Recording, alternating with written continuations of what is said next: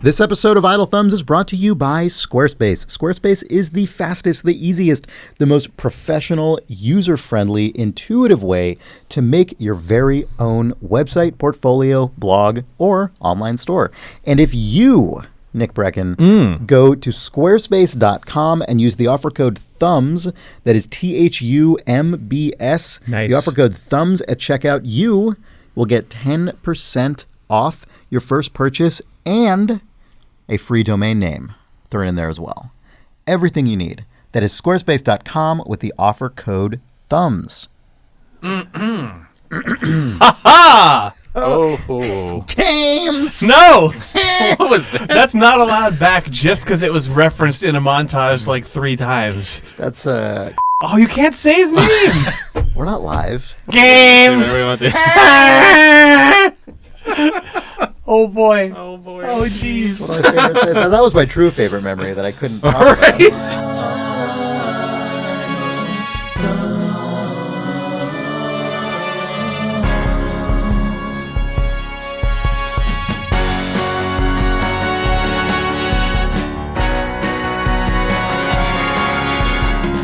Nick, what are you uching? I'm just looking at GameGrub.com. This is what you do. Oh, man. Hottest gaming news They still for the week exist? ending at 8/18/13. So potentially Gamer Grub up for grabs. So We've they're no longer a food thing. No. well, They might be. They might be. We've acquired pizza. I was gonna say Oh, we've wow, they acquired have like the logo. Interplay They have IPs. the same logo. I Buy remember it. now. I'm buying it. Yeah. Oh, fuck, really? It's still on Amazon. Wait, okay, this should- currently unavailable. Okay, Oh, okay. Gamer Grub's Okay. It's done.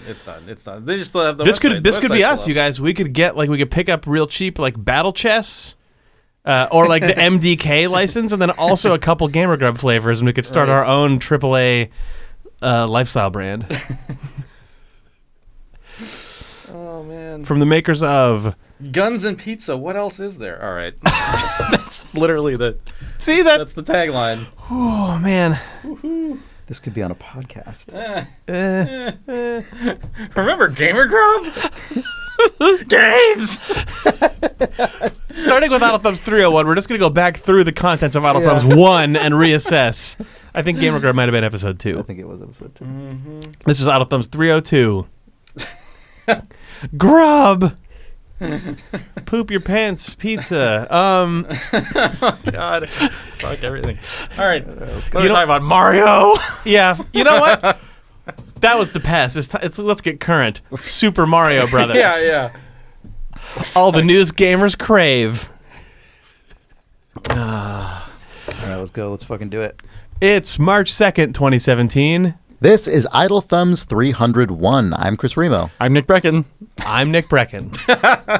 Hi, Jake. Oh, it's me, Jake. Oh, it's Jake. Hey, everyone. Hi. Hey, how's it going? Good. We're back on Idle Thumbs We after are. that break of our new show Yeah. last week. Yeah. And Yeah, thanks for checking that out, either last week or the week before. Also, thank you to... we're living in a post-Goal 2 Patreon world. That's true, yes. We set a goal for ourselves to...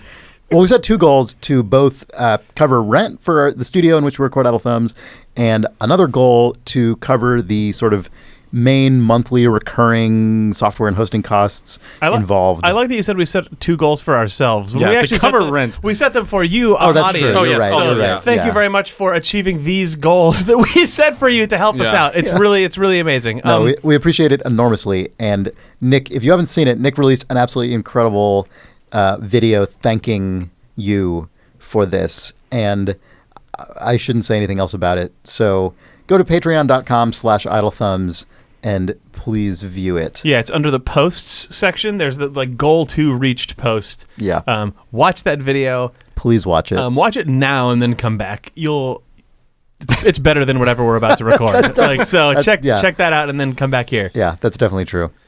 And also, if you have been subscribing to our new podcast, Important If True, thanks for doing that. If you liked what you heard last week or whenever else, and you are one of the people who signed up, thank you so much. We really appreciate it. And in the words of Mario, thank you so much. well, on that note, actually, On that note, shall we get into some video games? You guys? our segment Super Mario Words. Oh my God! Fuck off! Huh? Fuck off! Super Mario words. All right. Well, Sorry, Super Mario 3D Words. Is that better?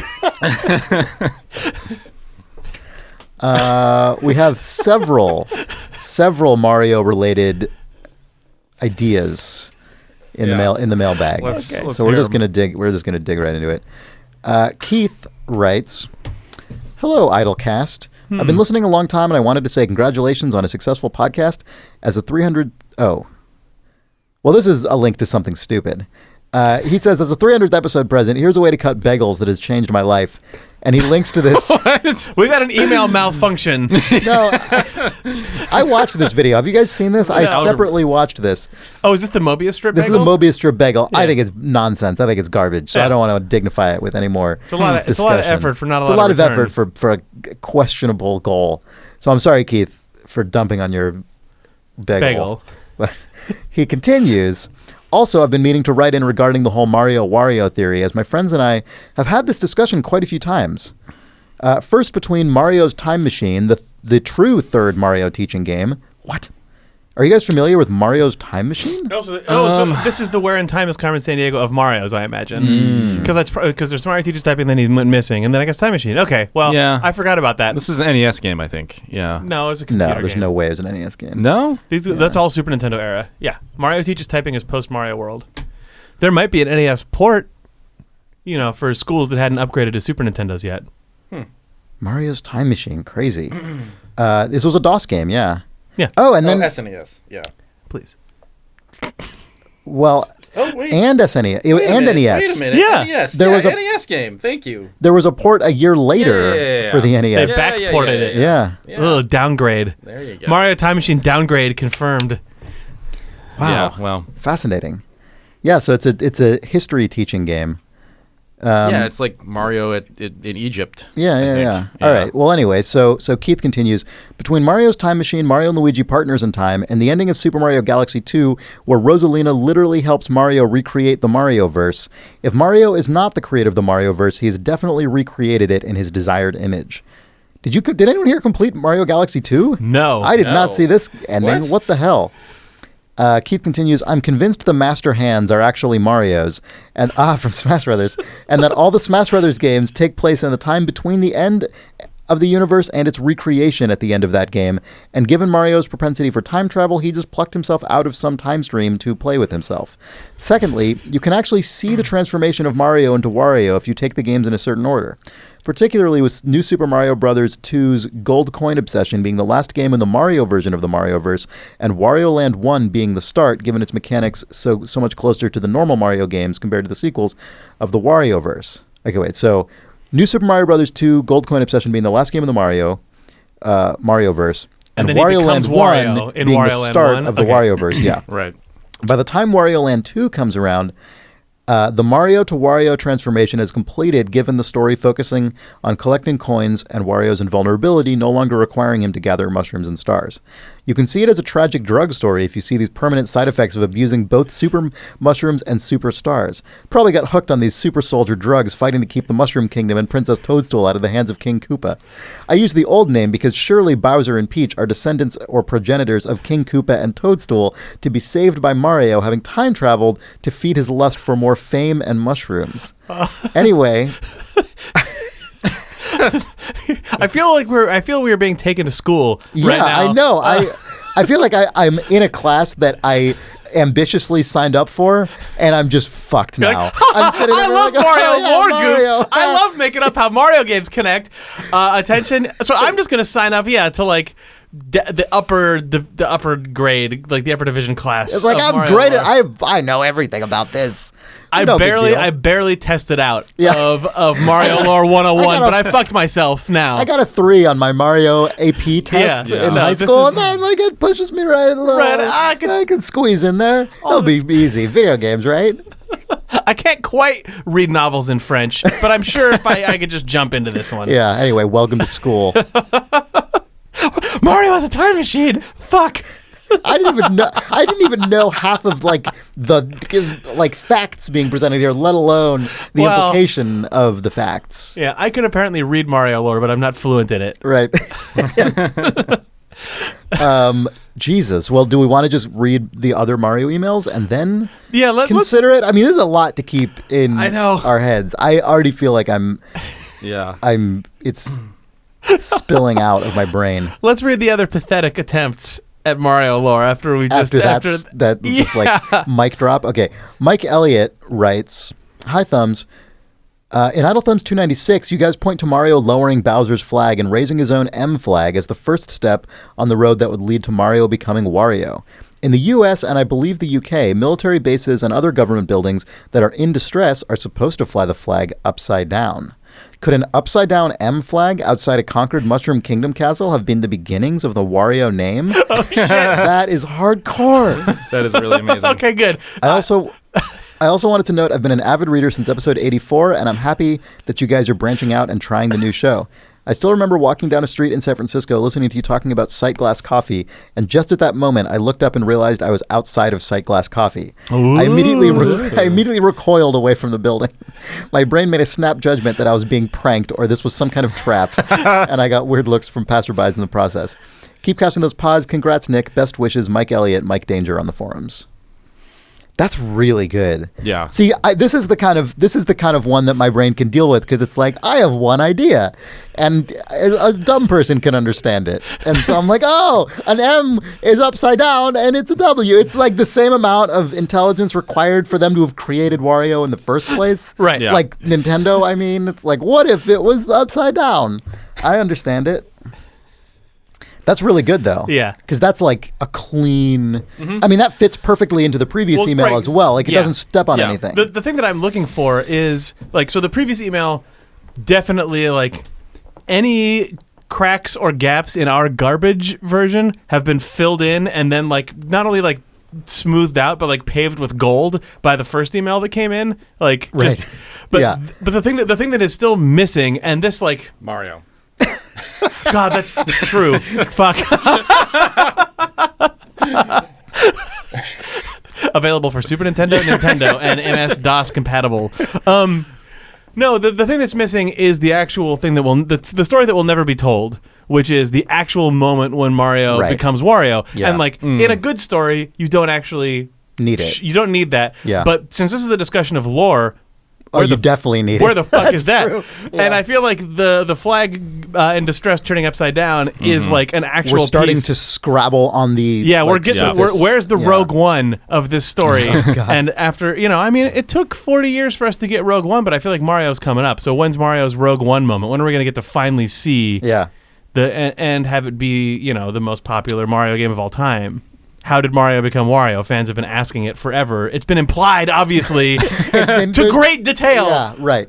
It's like how astronomers, detect, discover new things by like the absence of things that they already do know about. Then there's like, well, if this is like not this and this or and the this periodic and this, table like, of elements, right? The existence of this other thing. You list the creation of the periodic table of elements included a bunch of holes, which everyone just read as that guy being a smug fuck. But he's like, no, I'm pretty sure I figured it out actually, and then they're filled in. Yeah. Yep. I always wondered that about the periodic table. It's like there's a number, like they go in order by number, right? So I'm like, couldn't you just discover them by just like. Well, there's a number 17. If we don't gotta be one there. I read something about this. I'm a moron, FYI. I read something about this just a couple weeks ago because the way that they're organized is not literally just like incrementing single things. It is sort of like thematic. Chemical slash thematic things. A chemist. By theme. Some person will know what this. Oh, chemist. The cool chemistry. ones, the sort of lame ones over here, the sort of green, the green one, the ones you think are green, probably. I mean, if you look at the shape of a periodic table, it's not neat. It's fucking strange, and there's a bunch of sense to it. Well, some of them are theoretical in the sense that they know they can't exist, but they haven't found them on Earth, right? Like, isn't that sort of the case? That's what I'm talking about. Yeah. Okay, we got to move on from this because we don't know. Mario will teach you. Why wasn't there a Mario game about this? Yeah. Elements are missing. All right, we have one more. This is actually This is actually a forum post by AJR82 on the Idle forums. Oh, you can learn more about the previous discussion by watching the opening credits to Breaking Bad. I think that will fill in. That's true. AJR writes, your whole discussion of David Cronenberg's Dr. Mario had me thinking about the movie Cronenberg released just after The Fly, Dead Ringers. This movie is about a pair of codependent brothers who are also doctors.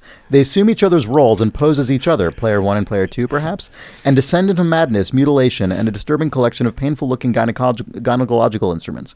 Basically what I'm saying is that Dr. David Cronenberg almost definitely predicted the game Dr. Mario and the future direction of the Mario franchise in 1988. I've actually seen this movie. What was it called again? Dead Ringers. Yeah. Yeah, it's it's an intense movie with these two brothers who just get further and further into the notion of like sort of, it's very body horror, like sort of surgery as art kind of thing, and they have all these like, it's really. I wonder if you. So there's a chance. It's a slim chance. I'll say it's a pretty slim chance. Oh, It's confirmed. It's locked in. This, I imagine, was actually Nintendo's first foray into licensing Mario out. and then it got away from and then them. they pulled the license late. Oh, I see. They pulled, and like they had ADR new names for the characters. Sure, yeah, but I bet if you found the original like working screenplay to this, it said either untitled Dr. Mario film or Dr. Mario or Doctors Mario. Yeah, Super Mario Brothers. They're doctors. Super Mario Doctors. Yeah, it's strange that it didn't work out when they gave the Dr. Mario license to David Cronenberg. I mean, they were really surprised when it didn't. It inspired the video game Dr. Mario. That's true. They've been working on that as the tie-in for this Cronenberg movie. Yeah. And then they saw the Cronenberg movie and went, fuck, put Dr. Mario, the game, in the vault for like at least 2 or 3 years so people can't figure out that there was going to be, that these were related projects. And then we'll release that separately. Right. I mean, Dr. Mario was probably, like 92 or something? Yeah, it was 91. In that vein, yeah. I mean, this was the era when, like, David Lynch got Dune and, Well, they took another stab at a sort of dark, shitty, underlit, like sort of evil, high concept Mario movie later, but just with with a less impressive name who they could control. They still lost control of it, and it was a piece of crap. Yeah. But you can see some of the roots of that in that vintage of David Cronenberg, I think. I think that's true. And the Super Mario Brothers, the movie licensed game, also was never released. I just tried to search for the. I was like, I wonder who directed the Super Mario Brothers movie. I just did a Google search for Mario Brothers. When I was like, I'll just find that movie. And then it corrected you to all caps Mario Brothers. No, that didn't work. It didn't work, guys. I was like, I'll just scroll down until I get to that. I'm sure people have talked about this before. But you know how this is an obvious line of inquiry. But you know how the Street Fighter movie exists? And I do. Paul W.S. Anderson, right? Yeah, and it's not quite the same era, but it's still in that 90s zone where like the title cards are like try to look like they're made of like chrome metal and stuff, but they're actually just airbrush painted that then someone puts a shine on. Yeah. But they made Street Fighter the movie, the video game, was trying to take Street Fighter and make it compete, I guess, with Mortal Kombat, sort of, where it was like everyone was the actors, but they were green screened and stuff. It does really make you wish for Mario Brothers the movie, the game. Yeah, a darkly lit, shitty like. It would be on Sega. It would. it would be like a shitty Genesis game, with just like that gritty, like fucking. Mario Brothers the game available on Sega Genesis. Yeah, where it just competes with like a bad Batman game or something. Yeah, exactly. Because weirdly, the license got like the actual game rights to the movie were licensed to like Simon and Schuster or something. And whatever film studios, like we've got an exclusive game license with Sega for all of our movie games. Like they're making with THQ's making it along with the Mask game. Yeah. It's competing with like the Ace Ventura 2 video game. Right. Yeah. Did you guys know that the directors of the Super Mario Brothers movie were Rocky Morton and Annabelle Jankel, who were the co-creators of Max Headroom? Oh, wow. Yeah. Well, that makes sense. So we can't get Cronenberg. Get the Max Headroom guys in there. Wait a minute. I think that kind of makes sense when you look at Bowser, one man right? and one woman. But Yes. The aesthetic of the Mario Brothers movie looks very much like Nintendo hoped they were going to get some interesting 80s, 90s people, and then they did. Yeah, right. God, if only it were even more of that. I mean, I guess that's... Oh, I mean, this is when just, was this the is last time full, you? When was the last time you saw I mean, come the on. Super Mario Brothers movie, Chris? Yeah, I'm not saying one should I go don't. rewatch I don't it. actually think I've seen it all the way through. I've seen a lot of scenes. It's the entire thing takes place in like just God, it's fucked up. silly string cobwebs and like weirdly like underlit industrial gratings, and like Goombas are huge fat guys in leather jackets that then just have like a tiny mushroom head. Like it looks like what you think it would look like, but that doesn't make it good. Right. I mean, It is 100%. those tiny heads really stuck with me though as a child in a horrible way, but just like it probably. I mean, to some degree, it like not having watched a Cronenberg film as a kid. This is probably as close as I ever got until I actually watched a Cronenberg film. This is probably. It's like not that far Cronenberg off. for kids. Yeah, it is. It's Cronenberg light. Yeah, it's disturbing. I feel like a nice wrap-up movie with some good infographics would really help explain this to people, but I don't know if I have it in me to do what is probably 2 weeks of work to do that justice. You mean combine all of these discussions? Oh my God. Yeah. That'd be intense. sounds- I mean, really, instead of combining them into one video, the thing to do would be to actually write all of it down, including all of this time travel stuff, and then hire Christopher Lloyd to explain it on a blackboard. Yeah. No, that's true. This is a GDC talk. This is really what you're building up to. Talk. There's a lot It's of a Lost Levels yeah, talk. it's on the Yeah, lawn yeah, outside yeah. of GDC. Yeah, that's true. That's true. All right. Well, AC Missius writes, on the topic of what is a casual gamer, especially relative to Myst, as you raised on episode 300, I'm going to say as Jake very rudely raised on episode 300. The reader continues, I offer you the series of monogamies from my life. Tetris, hundreds of hours. Myst and Riven. Kingdom of Loathing, going on 11 years and probably at least 8 or 9 of them daily. Beyond that, I have more aspirations than realities. Got sucked into the whole Rusty Lake franchise on iOS. Never heard of that one. Otherwise, mostly twiddlers and time wasters like Dungeon Raid, Crossy Roke. Road. I hope that's Crossy Road. I hope it's actually Crossy Roke, and it's a weird off-brand. I'm gonna guess it's not. Yeah. Subara City, etc. Or mindless building games like Tiny Tower, Happy Street, etc. Probably if I weren't a working mom, I'd have more time to dive into something new and immersive, but The Room is about the only thing that I can recall lately, and it only happened because the spouse and I took it on together. Number 2, somewhere along the line you stopped having tunes in your podcast, not just new songs by Chris, but anecdote music and other bits. More guitar, please. ACM. P.S. Did I mention I'm a chick? Yes. Yes, and I'm wondering if that P.S. is because I know this person has written in before, so I apologize if I misgendered you in the past. I usually try to avoid She said using mom in this email, though. No, I know, but I'm wondering if she's referring to previous, because I recognize this like username. I see. So I usually try and avoid gendered pronouns if I don't already know. Yep. But I'm sorry about that if I did mess it up. Well, I have to say that for all of the dumping on old Myst that I do, as a person who also genuinely does like those games, even though I didn't as a kid, my life for literally the last 2 months has been wake up Saturday morning, play 40 minutes to 2 hours of The Witness. And that's the video game that I play. That's my game. You're also, Jake, like, let's just be totally honest, out of all the people who are on or have been on this podcast, you're the least able to I know. to call out the casual gamers. I'm basically not a gamer. I'm nothing. I'm a game appreciator. Ouch. Yeah. Also, The Witness is really good. The Witness is really good. I don't know if you guys heard about this game, The Witness. I think it's by the guys who made Myst. It's really good. I like The Room as well. She mentions The Room in here. I played The Room and The Room 2. Yeah. Sam writes, hi, Thumbs. A couple of things. On the new show, Robot News and Nick doing Jeff Goldblum? Yes, please. Anyway, for some reason, I always called the kind of game addiction you talked about at the beginning of the last episode game lock. I don't know where I might have picked that up. I think the original Civ was the first game I got really hooked on that way. Me too. Also, you talked about nostalgia in games. There are tiny moments I remember from games that have stuck with me for a long time.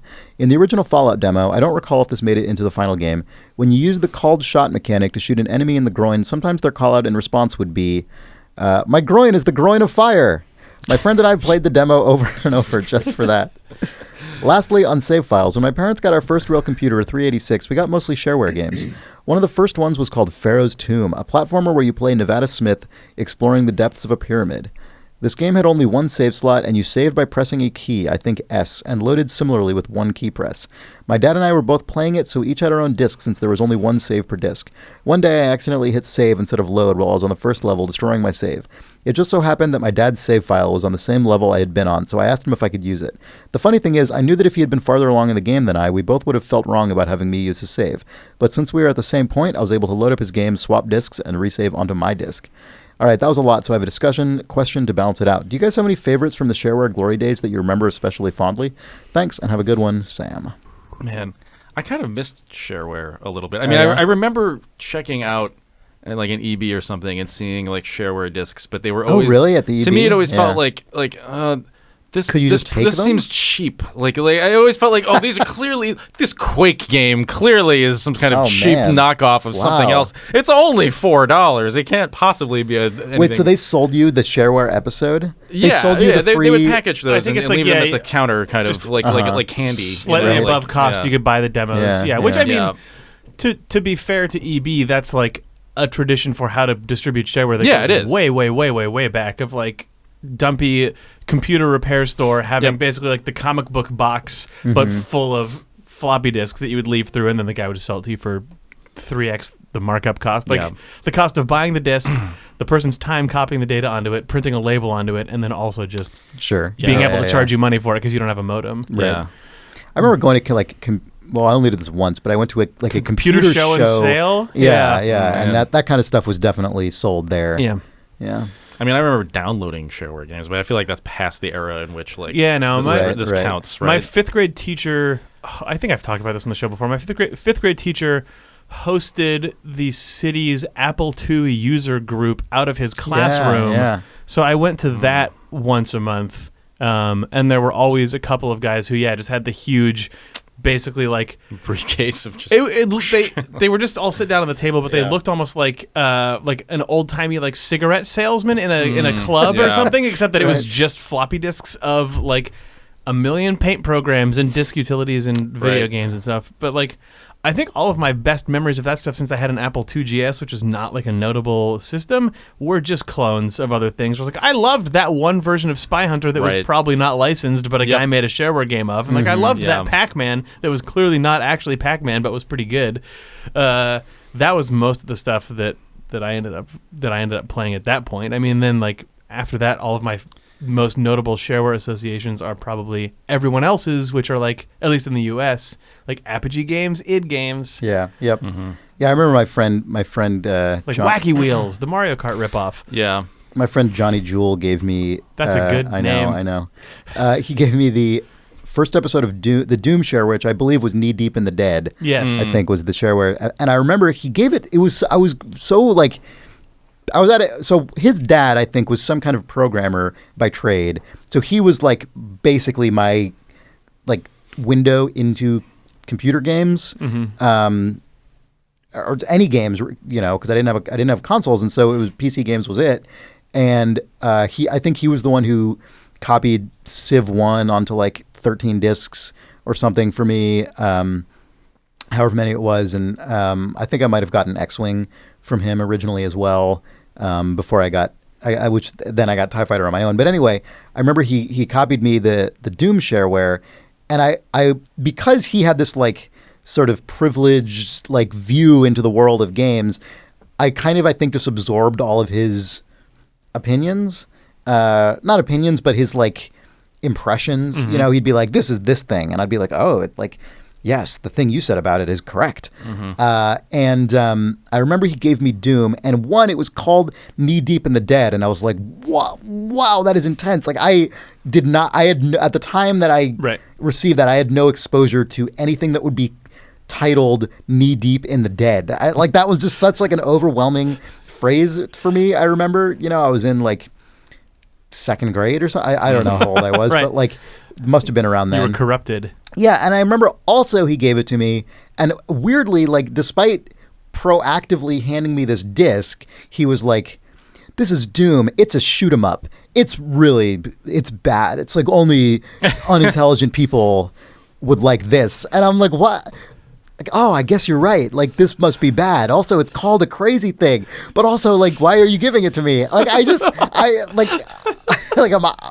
I don't, and it wasn't even, it wasn't as, I don't think it was that he was trying to suggest, like, you like stuff like this is stupid, and for you, it seemed like it was that's like a sort of elementary school version of the like self-defensive aloofness, right? Of like he probably thinks this is fun, but also doesn't want, but like wants to maintain. Right. He this, also like, knows that sense the of previous things you guys superiority. have been talking about are a flight sim and Civilization or whatever. Right. So it's like this one you just. I guess, yeah. Or his dad thinks it's dumb. Yeah, that was probably it. You know what? His dad was like, guaranteed. "Guaranteed." That's what it was. That's I've never thought obviously- about this until just now. Yeah. You're 100% correct. I'm absolutely You certain think that's his what dad, it was. the computer programmer, blew off Doom because he just doesn't. It only has. Well, his dad was a British man who was like really intelligent and really good humor, just like a really friendly, nice guy, but also like sort of exuded intelligence, and probably had made some remark about Just this is dumb. yeah, but it probably wasn't as dismissive as that. Right. But he probably said something intelligent about it, and then the way it filtered down to like an elementary school student who's like self-conscious about being perceived as an intelligent person, Right. is like, oh, Doom, it's unsophisticated, or whatever word a second Yeah, grader yeah. would have said, Right. you know. And I sort of just like received that. You're like, And, oh yeah, I bet it is. That. yeah. And then I went to a friend's house who had Wolfenstein 3D, and I played through, I think, like pretty much the entire game at his house, and was like, this is great. This is better than Doom.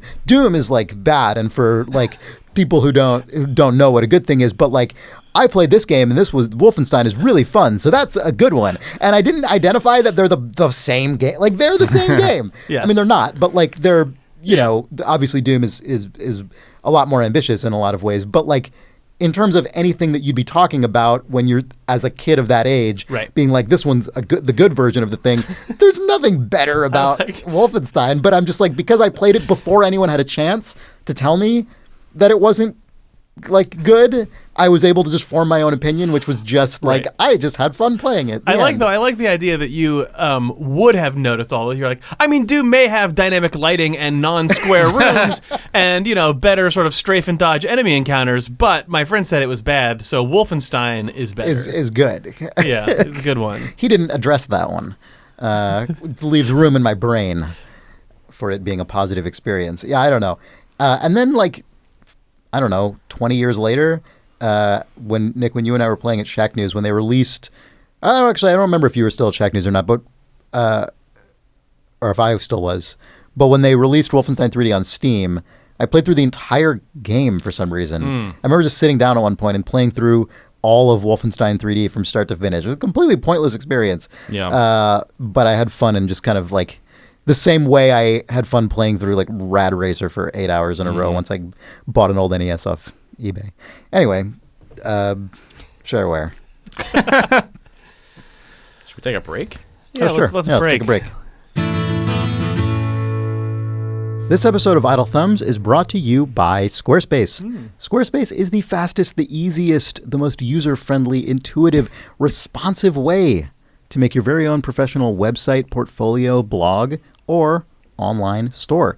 And if you, Nick Brecken, or if you, Jake, go to squarespace.com, make your website, and then when you check out, use the offer code THUMBS, you will get 10% towards your first purchase, and you will get a free domain name thrown in there as well. Yeah. Can you even imagine what kind of amazing website you could make? I can imagine it because last week, or I guess 2 weeks ago, Steve talked about how he made a website that just points to his stuff on Squarespace. And I was like, you know what? That's the last straw. I'm finally just going to do that, and I'm going to use Squarespace to do it. So that is my next... Oh, you're gonna do it This is what I'm going to do, your yes. project. I mean, it's not going to take that long. because Squarespace is Is fast. the easiest, fastest, It is all of those things. most How have I convenient. never done that? I haven't had a I know. current portfolio Yeah, I online know. publicly ever. I don't Yeah, think. I Just don't- now thinking Yeah. about that, I don't know if I've ever done it. Yeah. I know. I had a good this. idea. I've to like do. I bundled had the some same together for realization. job interviews and stuff, but I've never just been like, fuck it, I should just put my entire like collection of trash on the internet. I mean, as usual, Steve just did goes it. and does the thing, and we're garbage. So yeah, I'm gonna do it. I'm totally gonna do it. Cool. Yes. I hope you do it, and then I'll just copy yours. I mean, what's the need? It would be easier to make your own with the drag and drop tools. That's true. But you that could be like, I Squarespace really provides. like the theme. Chris, what theme did you use? I'm trying to start my own site, and I need to know what theme to use. And then you'd be like, Nick, it doesn't matter what theme you use. They all look nice. They all work really great on a mobile phone, Nick. It's squarespace.com, offer code thumbs. They're all. Can you get 10% You're all off gonna get any of 10% them? You're gonna get 10% off. You get that domain name with any of them. I mean, Nick, they're all good. They're all just any of them. Okay. Any of them, Nick. We're Just just use any of going these. to keep soft talking Nick All on of this these. website. Nick, if you go to Any Squarespace. theme is great. If you go to squarespace.com and use the promo code thumbs. I guess I better do it. Yeah, Nick. Join us, Nick. Okay. I feel like I played Shareware, but I feel like it was Mac, oh God, what was that era? Like the Quadra series. Like, did you play like a lot of Ambrosia software games? Like, is that? Like I remember this game, like this tank game that was, I think it was. Was it 3D or 2D? I think it was like very, very early 3D called Spectre. Yeah. Spectre was okay. Well, there's So I Mac feel Shareware. like There's that a bunch of for a while in the late '90s, like before Steve Jobs. Basically, after Steve Jobs to before Steve Jobs, Apple shipped a lot of shareware as bundled stuff with their Macs. Right. Spectre and Spectre Challenger. There was one called Spin Doctor. Spin Doctor. I was going to mention that. Yeah. Those games were really big, and I think Apple shipping those on the Mac actually is one of the things that made the Mac shareware scene kind of legit. Like they kind of blessed shareware interesting. by putting it on there, because the Mac shareware scene was huge for a long time. It still kind of is. Like a lot of pro software for Mac is still basically bought on the shareware model. That's true. But yeah, that suite, I mean, like, that suite of mid '90s Mac shareware, I played the fuck what was it? out of those Nanosaur? games. Was it? That was a later. That was the 3D. I think that was later. Having the actual discussion. Yeah, 3D game. But yeah, Spectre Challenger, Spin Doctor. God, I feel like there was a third one in there, and I can't remember what it is. But there was also like HyperCard Player was just like a HyperCard demo, and there was like some like cheesy puzzle stuff. And on Mac, the number one go-to is the 3D graphing calculator. For me, where you can make weird 3D shapes by just basically spamming any equation you could think of into it, and then get like a weird undulated fold. But yeah, Apple went as far like Mac pack-in stuff started off with that shareware stuff, I feel like. And then there was eventually an era that was, I think, the early Steve Jobs era, where like you'd get your iMac and it would just come with 7, 8, 9 CD-ROMs of just pack-in stuff. And that was like it was weird stuff. That was like the era where like Nanosaur and Bugdom and all these 3D games by a company called Pangea were on there. But then like MDK was given out for free with Macs for a while, which is really strange. Crazy. And a few other games of that era, as well as like, I'm sure like Grolier's Multimedia Encyclopedia or whatever. But Mac Shareware. Yeah. Mac Shareware is its own weird thing. Yeah, that must have been like, I guess I'm thinking of like 96 probably is specifically. That's the like year. I have a vivid memory of playing Spin Doctor with my friend after school and then calling the radio station and requesting Bullet with Butterfly Wings. So I was hoping you were going to say and requesting the Spin Doctors. Spin Doctors. Yeah. Yeah, no, that era that you're describing is also like CD-ROMs were around but not mandatory. It was like the Mac Shareware pre-graphics accelerator, but post it was like all the Macs ran at like Super VGA 256 color resolution. It was when I had like that attached. The Journeyman project was all the rage. Oh man.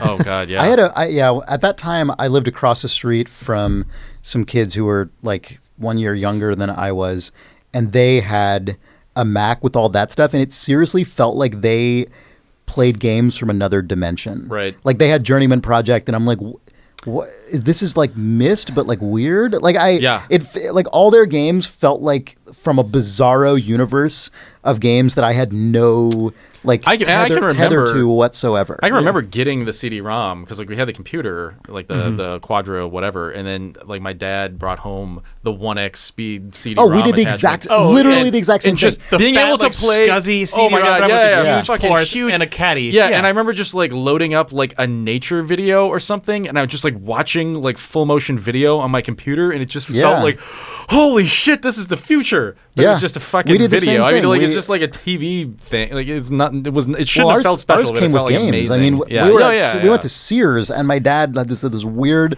moment of like, let's get this CD-ROM thing for the computer. It's literally the only time my dad ever displayed any interest in using that computer, like ever. I mean, as far as I'm You aware. were happy about it, though. I was so stoked about it, and it had King's Quest 6 and Indiana Jones and the Fate of Atlantis. Oh, wow. Both with voice, because Yeah. at that time, like, it came with a sound card. It came with a sound, like a the CD old drive, Sound the CD Blaster. drive that I got had Monkey Island 1 CD-ROM version, which had no Oh, voice. wow. Loom CD-ROM version, which had Yeah. the weird Redbook audio voice, and like Right, half the content right. was cut. And The Seventh Guest, which was like That's a The Seventh classic Guest was like a CD brain showcase melting game. experience. Oh, my Yeah, parents, that was- my parents wouldn't let me have any of that stuff. and then I think we bought Rebel Assault, and our PC was too shitty to run it. Ah. So like the video played, and we're like, "Wow, it looks like Star Wars on the computer!" And then it just like stuttered out and broke. And then I had that experience. And then I took too. it to Yeah, my I friend's was house so who had sad. like Yeah. a 486 better one, and it worked. And I was really sad. LucasArts was always really good at including demos of their other games. And I mean, that's not shareware, Yeah. but like there was always a tantalizing. Yep, the You good know. demos folder. Yeah. But yeah, Mac pack-in shareware. Yeah. Good times. It was good stuff. Not a thing anymore because they've got the No. App Store now, but that's stupid because the App Store doesn't have demos. The App Store is I a know. shareware killer. Yeah. End of an era. That was a while ago, I would say. Yeah, Yeah.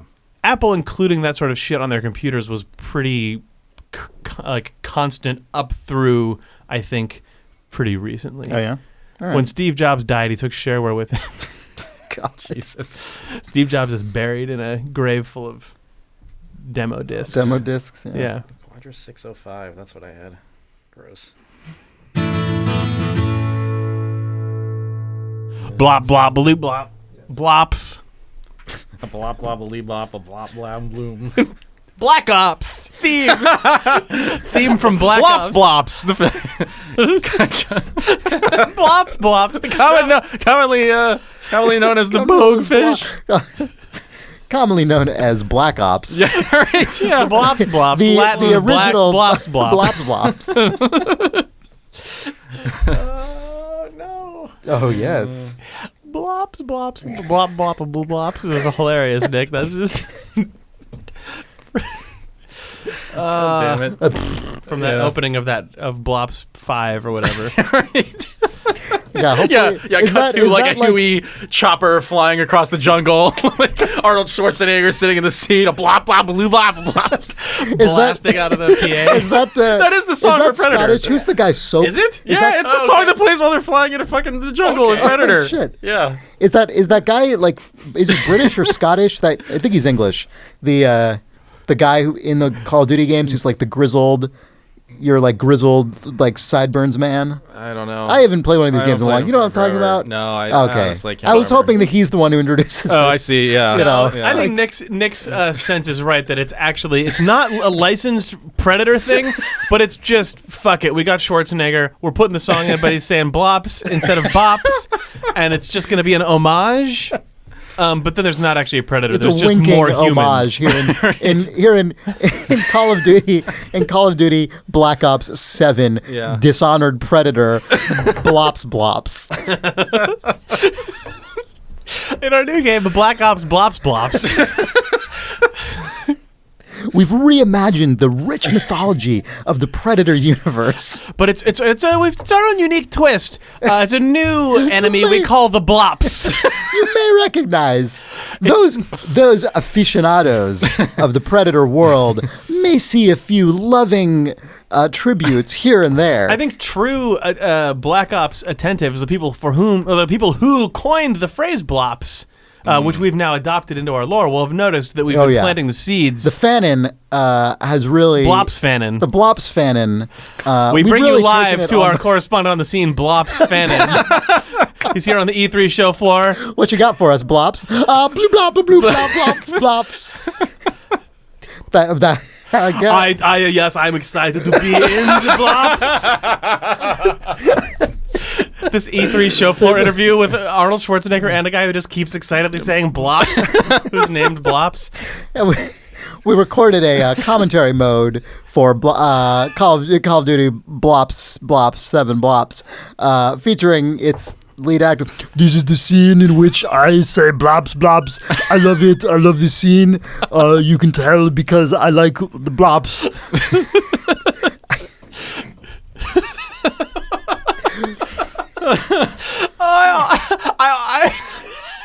I always forget that Arnold Schwarzenegger, when he is on commentary tracks, just describes what he's doing. Oh yeah. Arnold Schwarzenegger doing a Let's Play would be insufferable, but it would also just be a Let's Play. Oh man, that's totally true. It would be. It would just be what. Yeah, as a whole, I'm scared now. Well, guys, came out that I shot him. Wait, so he's Mark Rothschild. retroactively describing his current experiences. He's playing it in present tense as he's playing through the video game. Right. But he's externalizing all of his actual emotions. Yeah. Yeah. This is a scary moment. Scary. I'm very tense. I do not know what is coming. What? As this, you see, he comes out of the closet now. I find it's very, I like it, very scary. Man, I'm going into like Cookie Monster. I used to be a lot better at Schwarzenegger. I haven't had any practice. Yeah. At least I didn't go into the Sesame Street count. It was stretched. I had the wrong screen resolution set. So, hold on. I'm going to restart the stream. Takes so long. Why just change the screen? Why is it waiting? You will have to restart the Twitch page. Don't go away. It says that I'm playing Minecraft. I'm not. I've updated it, but it's not updated. Hey guys, it's me, Arnold. Doing 3rd anniversary BLOPS playthrough to commemorate the time when I was in BLOPS. BLOPS. It's also animal. Like this is just like. Are you a cartoon voice? Are you a generic sort of low register cartoon voice? Yeah. If so. Anyway, that's that time that Arnold Schwarzenegger was in BLOPS, Black Ops 7, BLOPS. Codename BLOPS. Dishonored BLOPS. Dishonored Predator. Oh, you're right. It's Dishonored Predator. You guys want to do some reader mail? Sure. Isn't that yes? As opposed to whatever that was.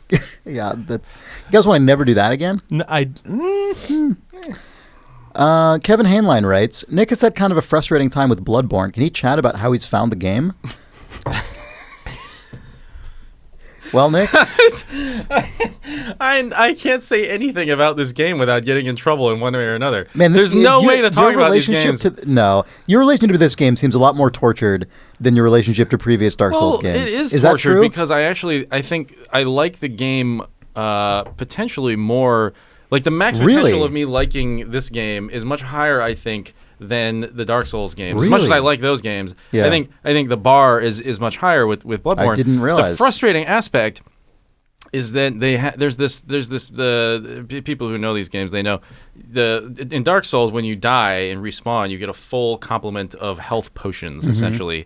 In this game you don't, and you have to find them on enemies, which means that a lot of if you're, let's say, like right now in my playthrough, there is a boss that is like very difficult, and I have to go through some amount of like level to get to this boss, and then fighting the boss takes up maybe like 10-15 minutes of time, and then I die and then I restart.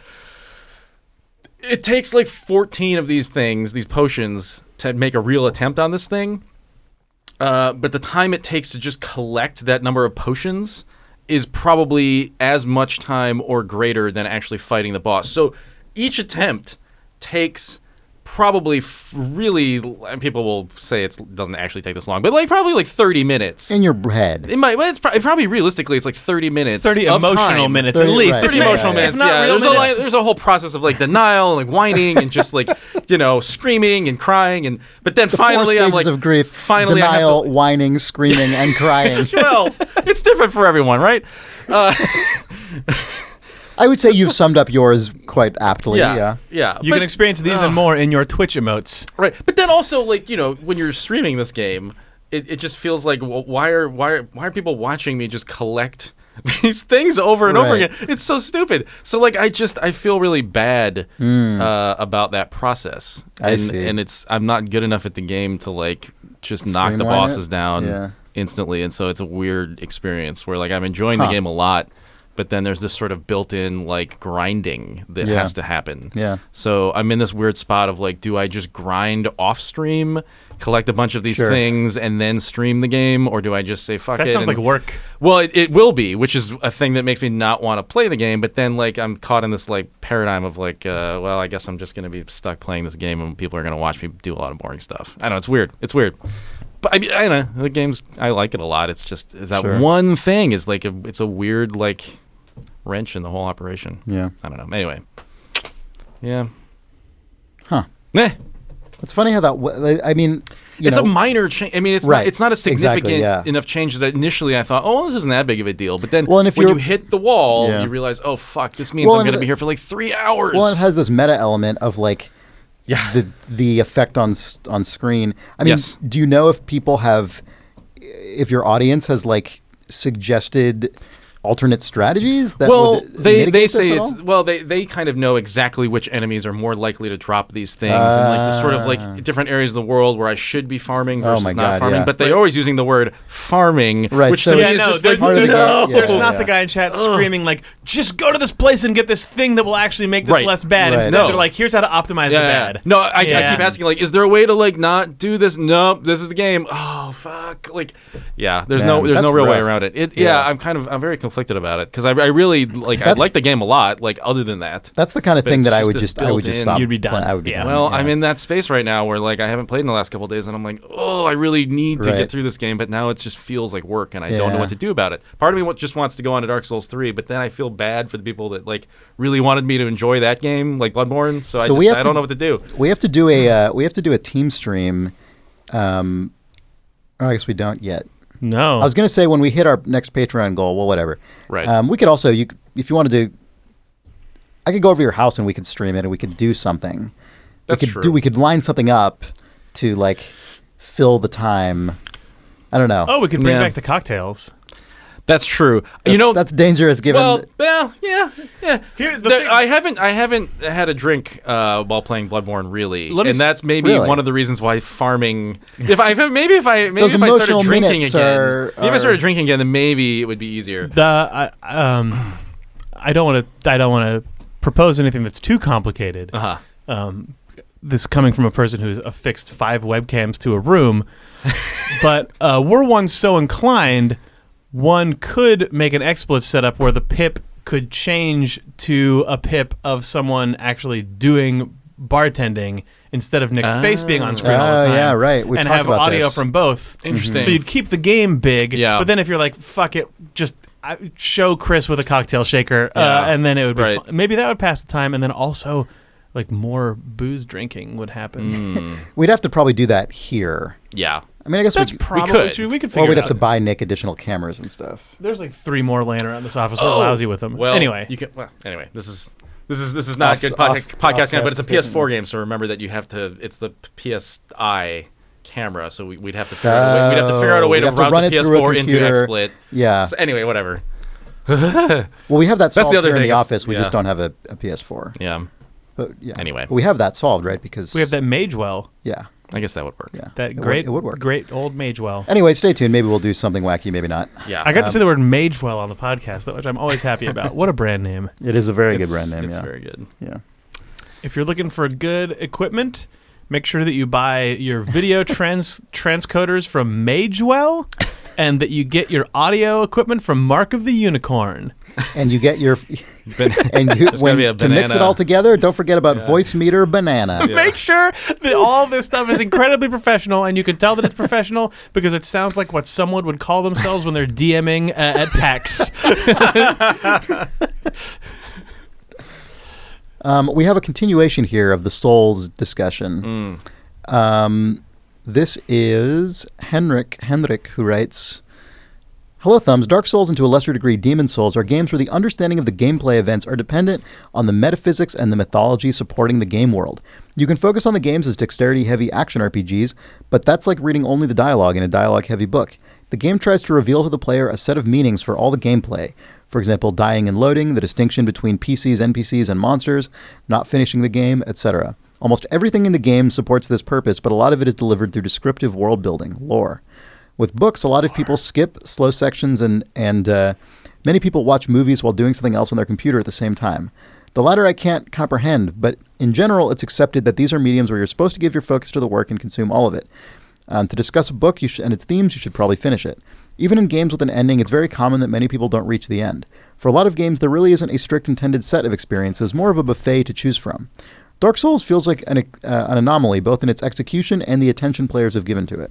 A lot of games with a story do seem to aspire to do something similar, but either they fail, or I just don't understand the brilliant thematic work that Far Cry 4 is. Far Cry 4? Do you think he meant Far Cry 2? No, I think he just meant denigrating Far Cry 4. X. Oh, he's just dumping He meant on Far it. Cry X, Chris, which I wasn't supposed to reveal on this podcast. He We'll continues. bleep that out. Well, anyway, so he says, do you think games can realistically support this kind of unified, intentional, auteur-like approach to game making, or are games like Dark Souls invariably oddities that accidentally survive being games made by large teams under time and budget pressures? PS2, this is PS2. PS, this is also why Dark Souls 2 is such a disappointing game to me. It lacks the cohesion of its predecessor. I haven't watched Nick play that one yet, but Nick might enjoy it more than Dark Souls, as surely partially due to streaming, he is focused mainly on the boss fights, which are my least favorite part of the games. Thank you for all the pods, Henrik. But my favorite part of novels. I always skip to the boss fights at the end of every chapter. Yeah, definitely. Yeah. I mean, you got stuff to do. Yeah. I don't know. I find the thing about games is that they are so time consuming and so long and so unpredictable in the amount of effort that is required to complete them. I mean, and especially in a game that has a very high skill that asks a lot out of you, which is totally like a valid thing for games to do. And some of my favorite game experiences are when the game asks a lot out of me. But it also means that sometimes I'm just not going to see all of it because I just need to do other things in my life, like the end, you know, and that's just tough. It's not really. How many games combine all of the Wow, that was me jumping to the end of my thought. Sorry. A game that asks a lot out of you mechanically is often not a game that also asks you to get to the end of it to be able to synthesize meaning out of it. Whereas a game that asks you to get to the end to be able to, have some sort of meaning or to understand the completeness of it is usually not a game that is demanding from a dexterous or like understanding of its inner workings thing. I mean, like the middle ground.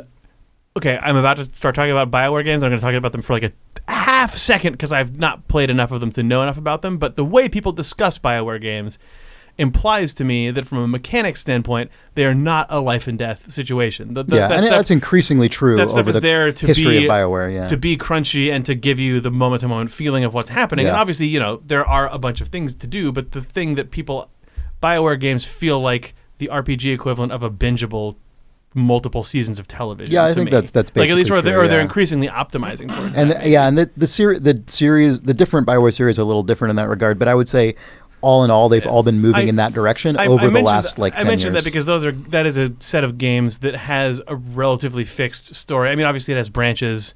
But they have a definite conclusion. But the point of those games is to complete them, and at the same time, you're doing a ton of stuff in the middle of them. But because of that, it's almost like the needle is like it's in the middle, and it's not like.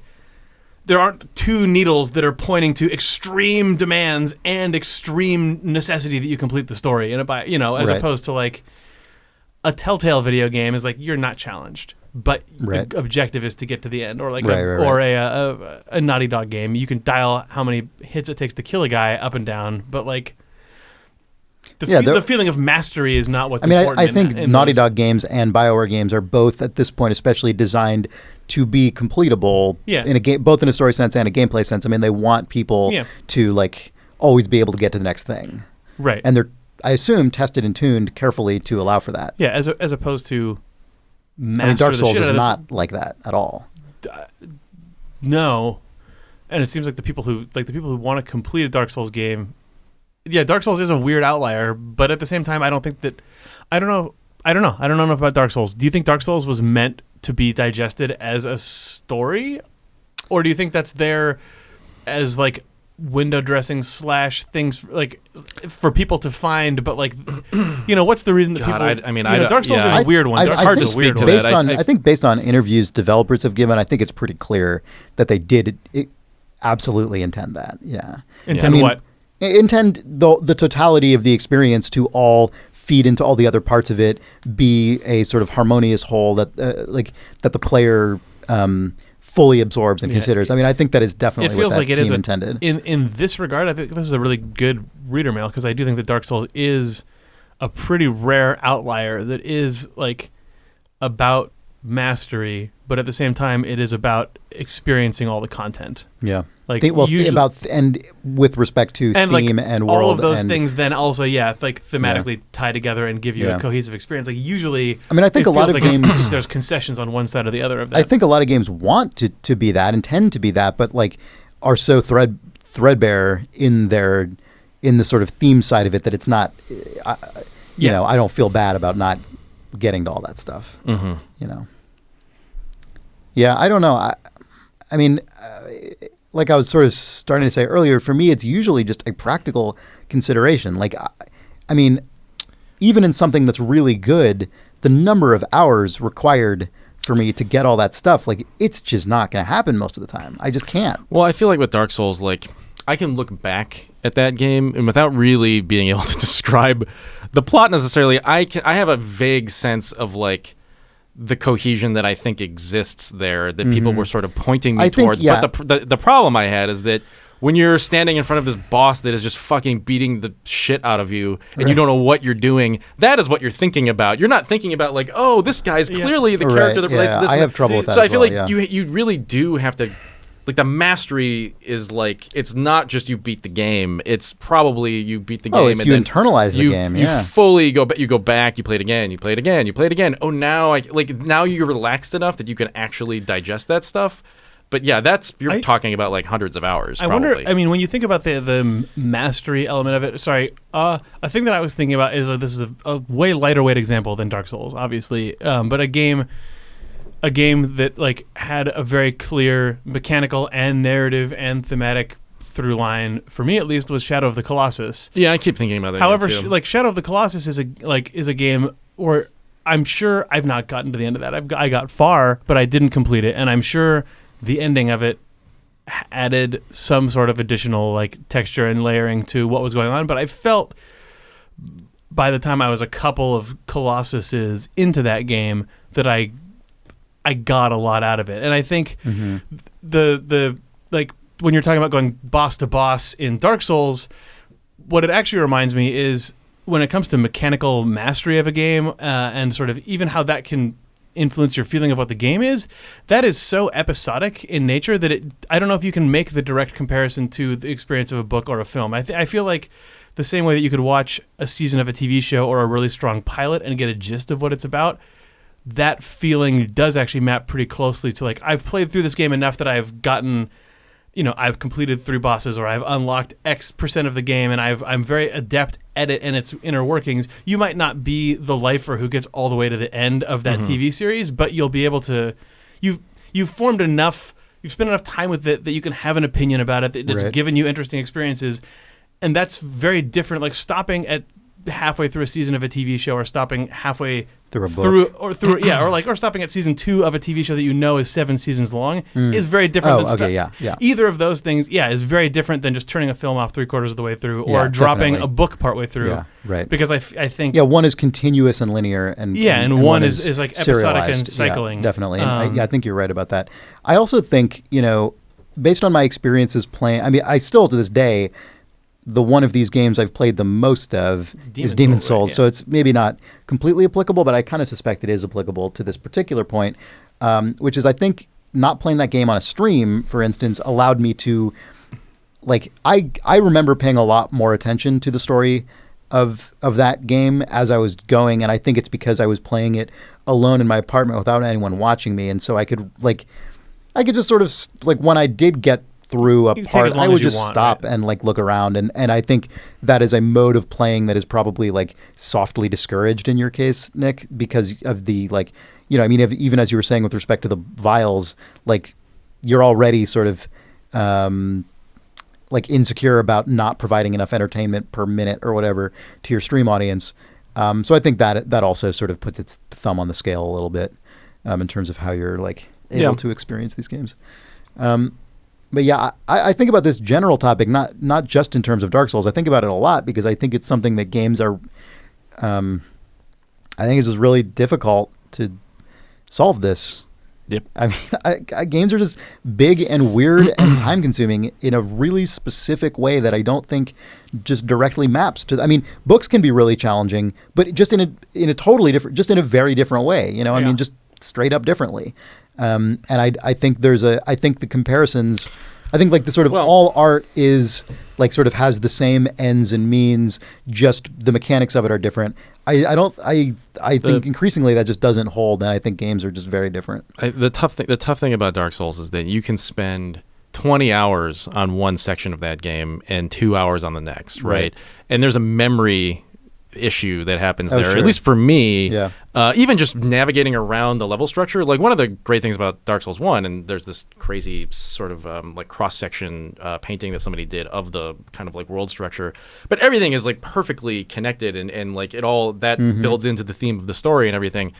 But like I had very little sense of that from stream to stream because I just couldn't really remember, because it takes so long to get through these areas that then you go back to an area that you were there like maybe 2 weeks ago, and I don't remember this. Like, it's so difficult, just the number of hours. But with a book, you can knock through a book, you know, in a couple of days, you know, unless it's like a really long book. So and that just allows you to, I think, like wrap your head around that in a way that, like, with a game that is maybe played over a course of a month, you just can't. Well, that's interesting because some of my deepest memories of games are ones that I spent lots of time with, but it was.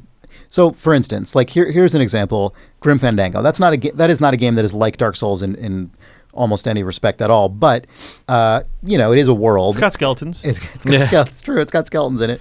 Don't give up. And I remember that game took me like the better part of a year to complete. Yeah. And I've also sort of replayed that game a few times, but not all the way through. I think I've probably only fully played through that game one time. And as a result of that, like the closer to the beginning of the game you get, the more just sort of reps of it I've done. You know, it's almost like I played through the first act of that game a billion times. Right, and so every single like pixel of every screen, you know, at the very beginning of that game is like a perfect. Like I could just recreate from memory exactly. If you could just like you could almost project draw my brain all the camera mapping. angles. Oh, I could draw. Yeah. I could definitely sketch every frame of that. And the farther you go into that game, the more that degrades. Yeah. You know, by the end of the game, my memories are like emotional and sort of like broad brushstroke and like, oh, and when like this is how it wraps up and it feels like this.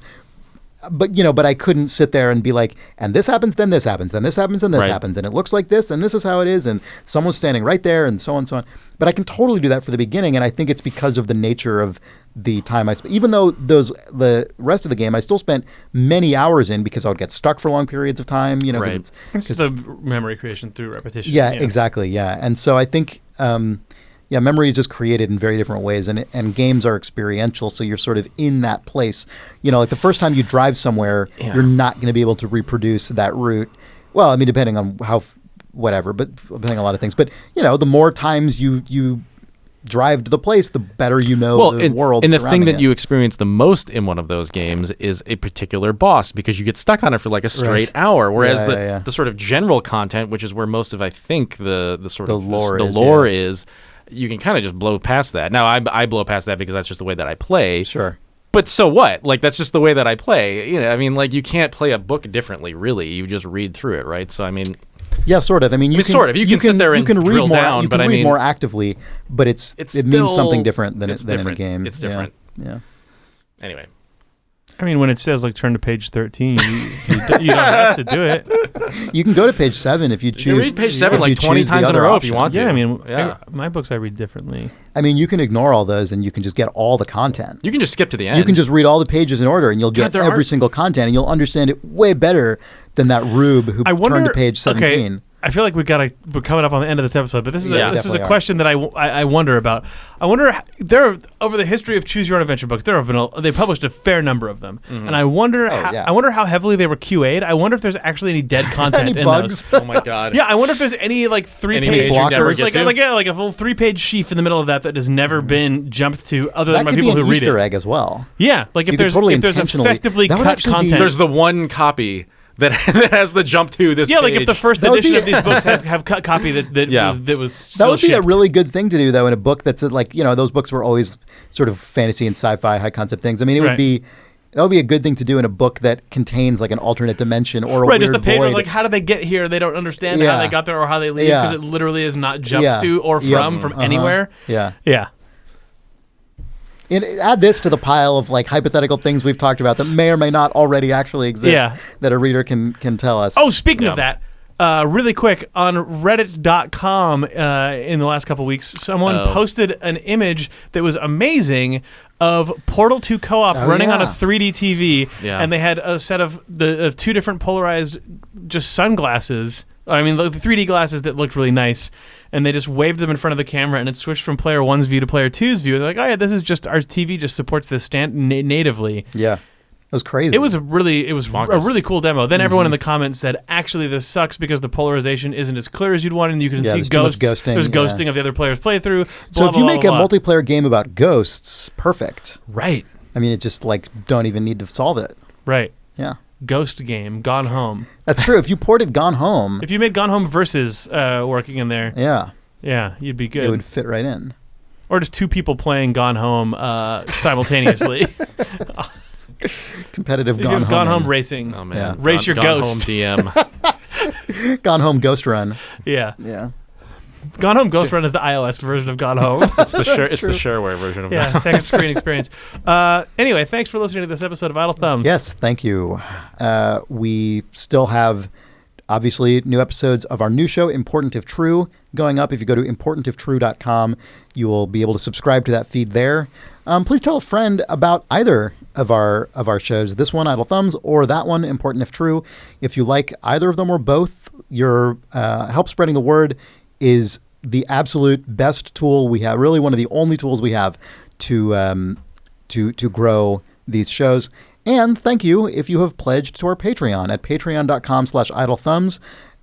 We really, really, really appreciate it. We are working on our next goal there. We added a new supporter tier since the thing went live, a $15 tier where we will sign your postcard and maybe put something stupid on it.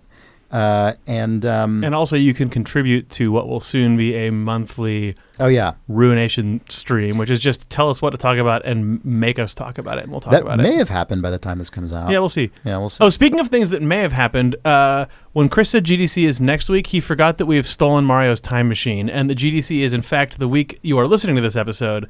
So during that time, during the time when you are listening to us say these things aloud. Oh my God. GDC is so much closer than I thought. Oh yeah. Yeah.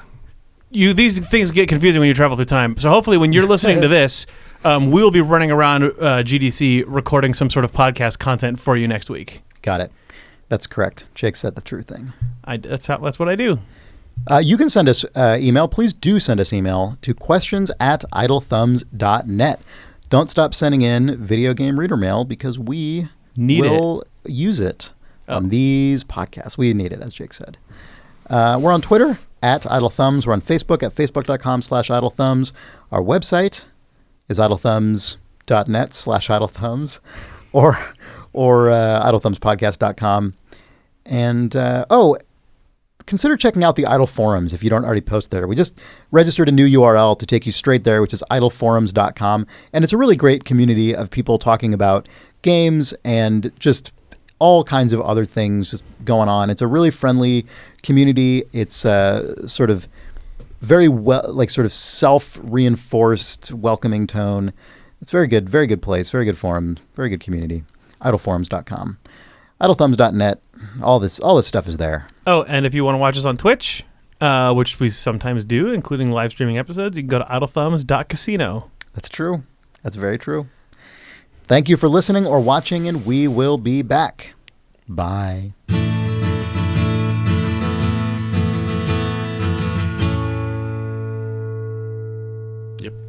God, you guys. For Out of Thumbs, I'm Jake Rodkin. Whoa!